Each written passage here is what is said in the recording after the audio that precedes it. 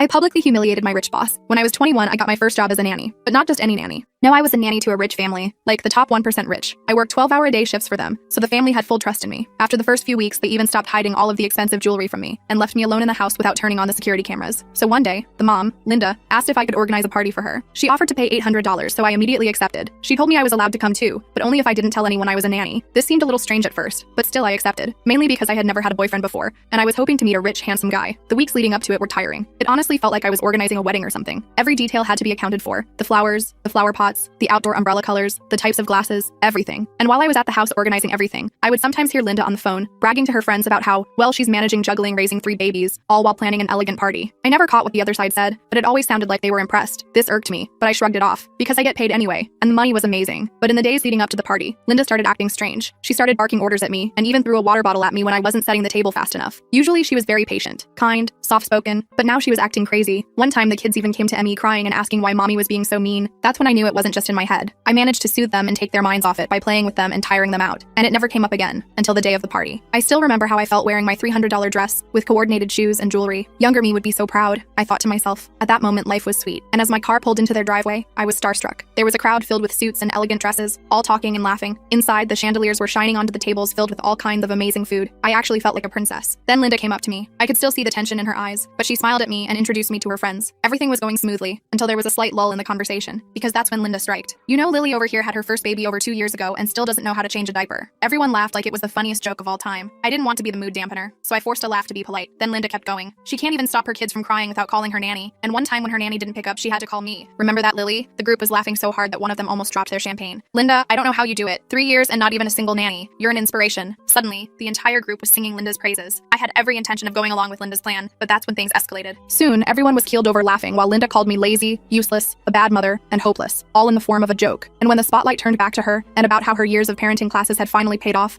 I stole it back. I excused myself to find the kids, and when I did, I made them cry. Nothing crazy, I just started making funny faces. As usual, 2 of them laughed. Then the 3rd child started to cry because he felt left out and didn't know what was going on. And soon, all of them started crying louder than a baby on an airplane. Hey Linda, I think your kids are crying. Why don't you show us what your parenting classes have taught you and get them to stop? Her eyes went wide and I saw a wave of panic fill her bones. Practically half the party was already watching as she went to go get them. She picked one of them up and started swinging him back and forth. This made him start to scream, and the other 2 followed suit. Within seconds, the entire house was silent, watching Linda not know how to comfort her own children. I just stood there with a smirk plastered on my face until she finally gave me the look. Within seconds, they were smiling and laughing again. Her friends immediately broke into uproar about what unnatural I was. Everyone was asking if I could be their nanny, offering 2 and 3 times what Linda was paying me. I was over the moon. But little did I know, Linda wouldn't let me get away so easily, and it wasn't long before she taught me exactly what secrets rich people are hiding. I can't finish the story in this short video. The full video is on my channel and linked below.